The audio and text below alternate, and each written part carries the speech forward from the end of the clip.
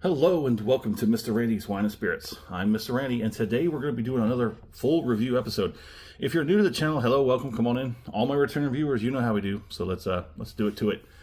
Today's full review episode is going to be of the Legent Kentucky Straight Bourbon Whiskey, partially finished in wine and barrel cask. You know that got my attention. It is 47% alcohol by volume. There are two people behind this. You have this guy, Bold Kentucky Bourbon Master Distiller. Then you have this guy, who's Japanese. He blended and refined by Chef Blender Shinji. Let me just check my notes. Fukuyu. My bad. Shinji Fukuyu and Fred No. So let's go ahead and squeeze you in there. Two true legends, one truly unique bourbon. Very beautiful. We're going to go over the back side here real quick. That you read that if you want. Produced and bottled by Legent Distilling Company, Claremont, Kentucky. There's all that stuff there as well. It does have like calorie count, which, you know, not too concerned about that. Now, are we? Cork pop. Poop.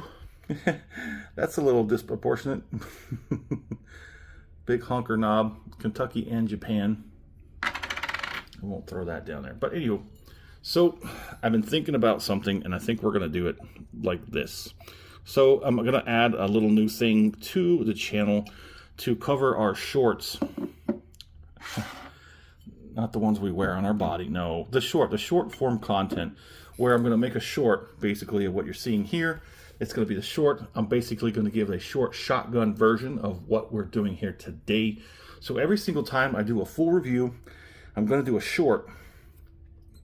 But I think I need to release the short after this full review because I don't want to give spoilers away for people who want to watch the entirety, to go through the whole process. So as soon as I'm done and we do the cut, I'm just going to reset. I'm just going to pour some more in the glass, press record, and we do the short. So let's get this out of the way. So I do a 3-part series to the review process. Part 1, off the rip, get it home, crack it open, have my first pour, share my first impressions with you because that's what we do.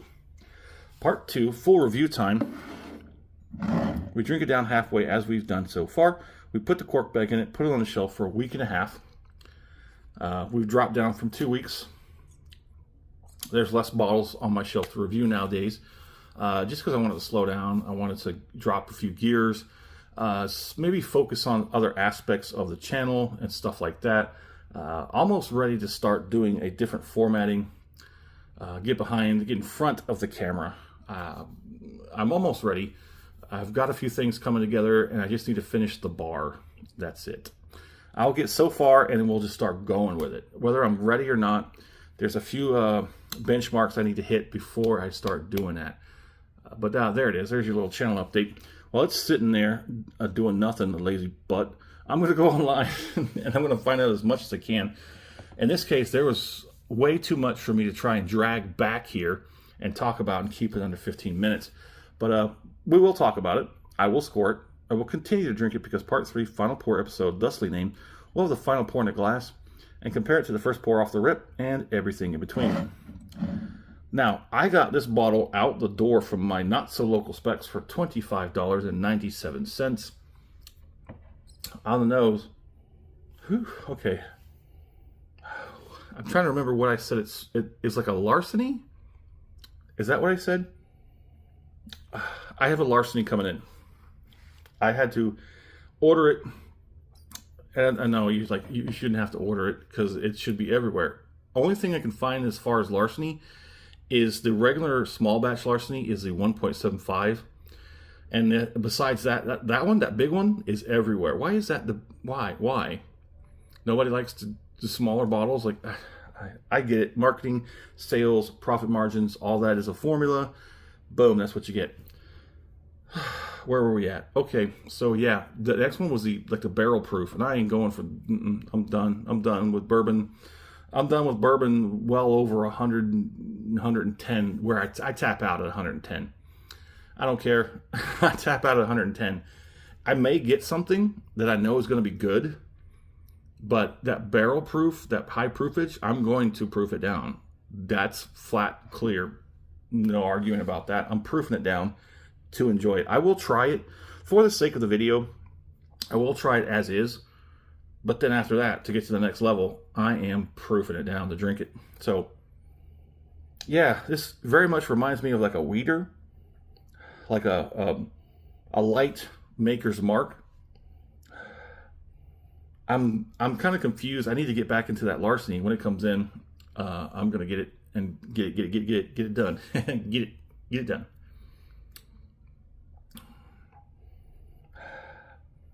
So, partially finished in sherry and wine casks, new charred oak for 5 years, then aged separately in the wine and sherry casks. So what they do is they take the original spirit, the White Dog, and they put it in new charred oak barrels for 5 years. Then after that, they split it into, it didn't say whether it's a 50-50 split, but they split it in wine casks and sherry casks. Then they let that sit for how long? I don't know. They didn't say. But this is a James Bean Distillery and Company product. We saw that, right? $25.97 out the door. Here's the crazy part about that price point. How much does it cost you? Have you seen it in your area? Online, I can see it some places upwards of $40-something on the shelf. Some places have it upwards of $50 out the door. I paid half that? How is that possible? I don't know. I can tell you that I'm pretty sure some places could sell stuff better, faster, quicker at $25, where it can sell other ways in other places upwards of $50. I understand it. I was in the business of all that stuff once upon a time, so I get it. Big metro places, you could probably sell it for $100 a bottle, and they would buy it for $100 a bottle. Other places, you would have such a hard time selling it for $25. You sell it for $25, you move a case every so often. That's how it works. So moving on the palate. Ooh, it's kind of nice. What was the other bourbon? So here's my query. If it's aged separately in wine and sherry casks, is it still a bourbon? Because the Kentucky Straight Bourbon whiskey partially, I mean, is that okay? Is that technically legal? I mean, I think it is, but does it still, is it a bourbon? Or is what we're looking at a bourbon? Or is it a bourbon that's finished? Doesn't that technically strip it of being a bourbon? I mean, it's a bourbon that's been finished, but technically, is it no longer considered a bourbon? Is all this finished product, is the finished product considered a bourbon? I ask you that.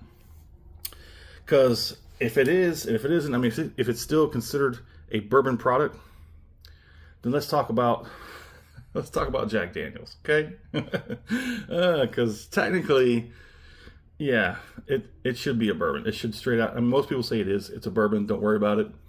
But technicalities are technicalities and legalities. So there it is.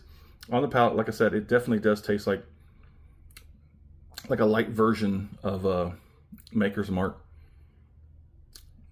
I was thinking about redoing Elijah Craig while I do the Larceny, but I liked the Elijah Craig enough.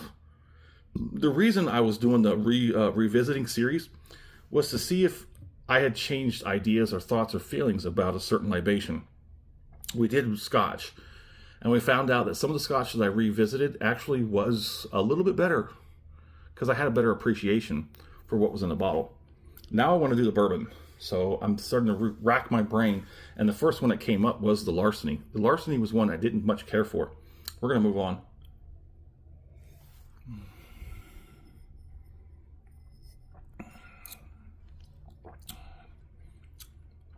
It's got decent enough viscosity. It's pretty good, I guess.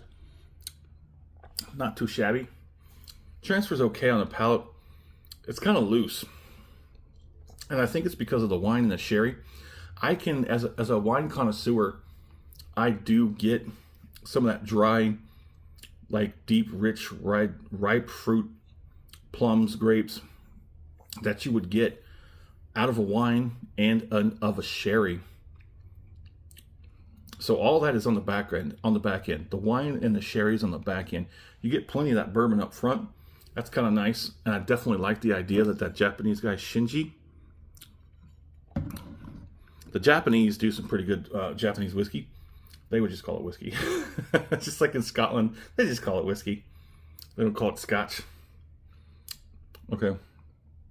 If you like the video, go and hit that thumbs up button. I know it's a long one. If you haven't subscribed to the channel as of yet, go and do so while you're there. That way all the content comes right to you as soon as I release it.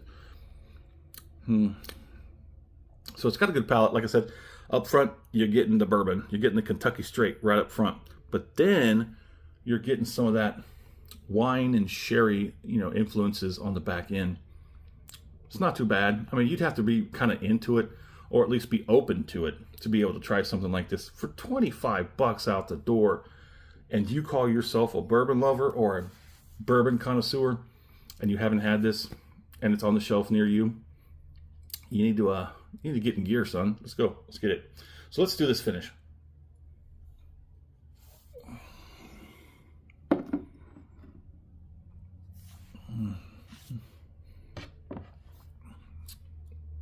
That is pretty solid, especially for what it is and for what you're paying for it.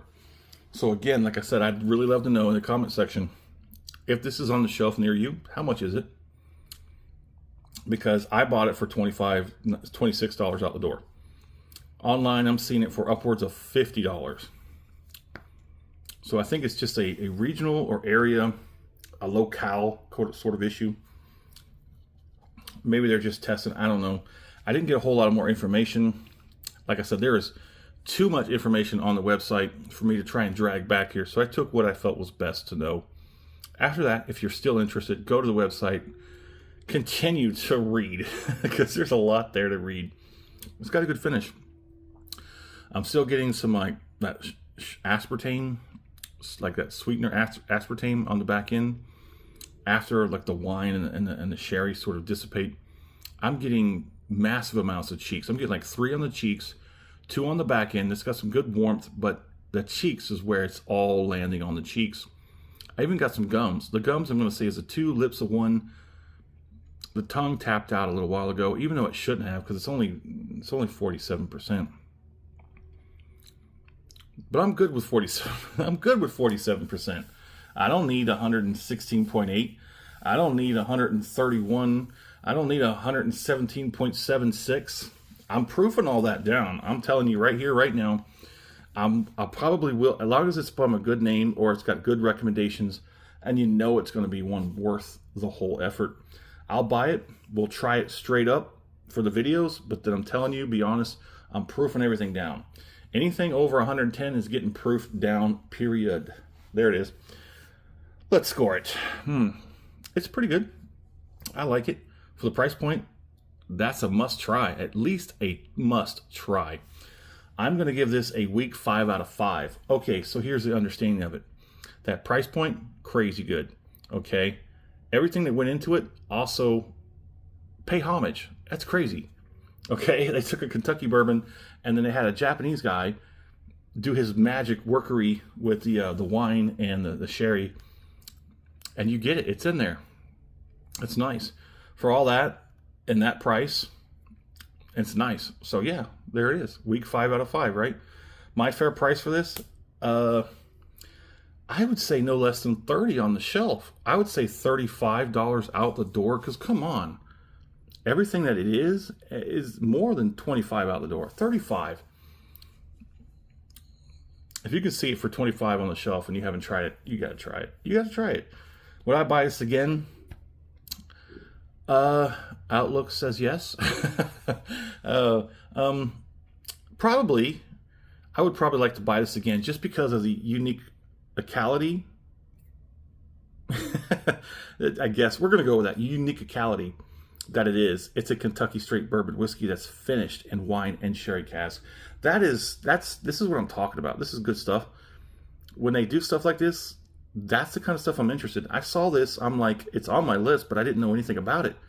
And I'm standing there in the store and I'm reading and I'm like, holy crap, wait, what? Shinji, a guy named Shinji, finished a good Kentucky Straight bourbon And wine and sherry casks, I have to. I have to. That was a no-brainer for me. Anywho, 15 minutes? Yeah, we're wrapping it up. So would I buy this again? Like I said, yeah, I probably would, because I'd like to try it again at some point down the line to see if I still feel the same way about it. It's definitely, for 25 bucks, I'm buying a bottle and putting it in my stash. It's been a while since I've added something to my stash, but there it is. In the comment section, would love to know where you at. What are you currently drinking? Have you had a Legent? If you have, let's talk about it. If not, we'll talk about something else. Anywho, there it is. As always, thanks for stopping by here at Mr. Randy's Wine and Spirits. I have a very uniquely one.